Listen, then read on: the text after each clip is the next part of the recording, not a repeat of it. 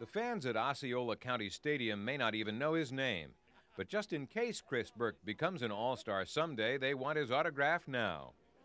He has just turned 24 years old, and this is his first Major League spring training camp with the Houston Astros. I don't really remember a time where I didn't think I could play professional baseball. That was just naive arrogance, but, you know, just always kind of thought it would happen.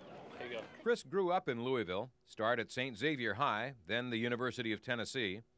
He was the Astros' first-round draft pick in 2001, has succeeded at the single-A and double-A levels. Manager Jimmy Williams sees Burke as the Astros' second baseman of the future. He's an extremely hard worker. He's a very intelligent player. He has aptitude, and he's got retention, too. He's changed some things. He's made some adjustments.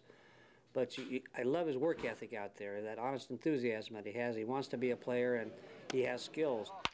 But Williams says even if Chris knocks the cover off the ball this spring, he will spend the season at AAA New Orleans, so he can play every day. Probably if he hit 450, probably still wouldn't make the club. Maybe if he hit 500, he still wouldn't make the club. He needs to go play.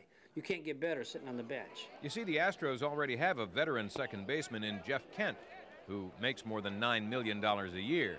Everything you need to know about Chris Burke's chances to make the major leagues this spring here in Florida, right here in the Astros Media Guide.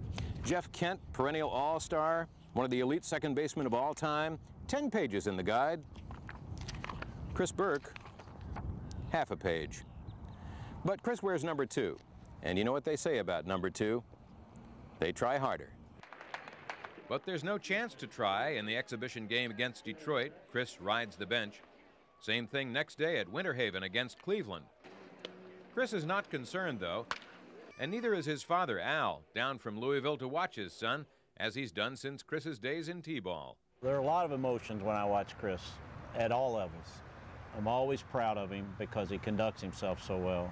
I'm always proud of his progress and the way he works so hard. But I'm always stressed because I want him to do so well.